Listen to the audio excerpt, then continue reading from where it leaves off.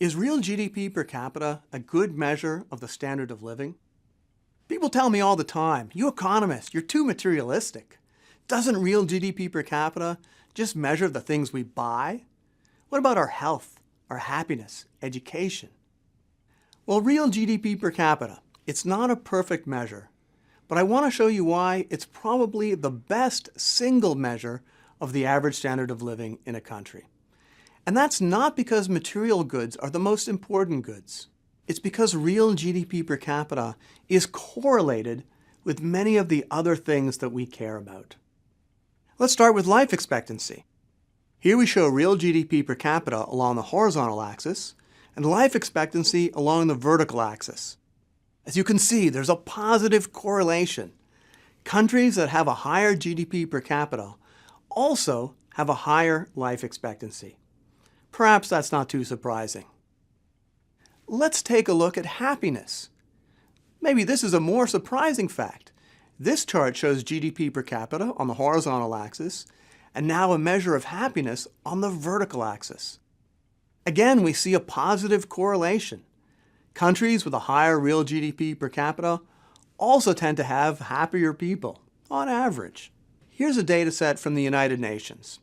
It's called the Human Development Index. It combines measures of life expectancy, education, and standard of living. Overall, you can see, in general, as GDP per capita increases, so does human development, at least as measured by this index. The basic story, it's pretty simple.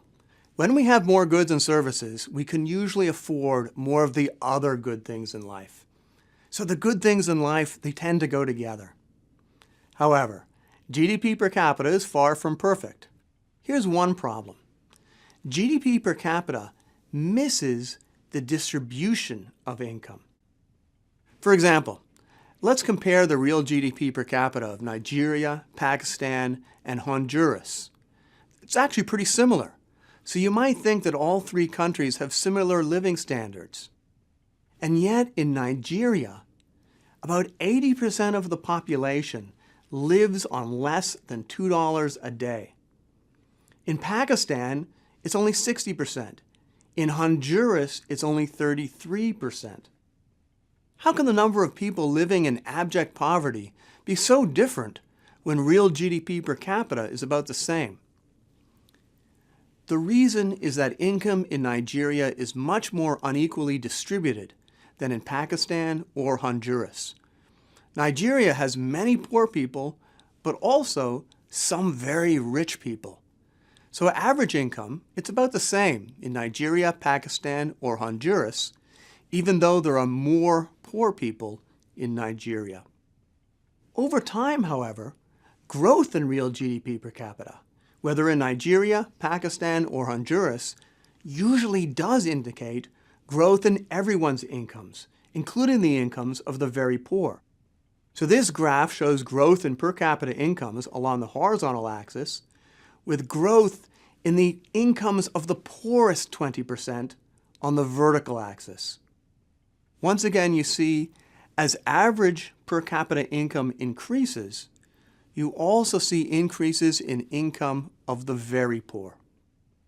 Overall, real GDP and real GDP per capita have proven to be useful measures for comparing the standard of living of two different countries or for comparing the same country at different points in time.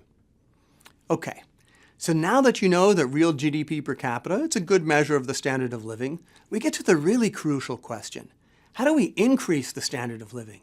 How do we grow an economy? How do we increase real GDP per capita? That is a big question, the big question of development. We'll be tackling it in a number of future videos.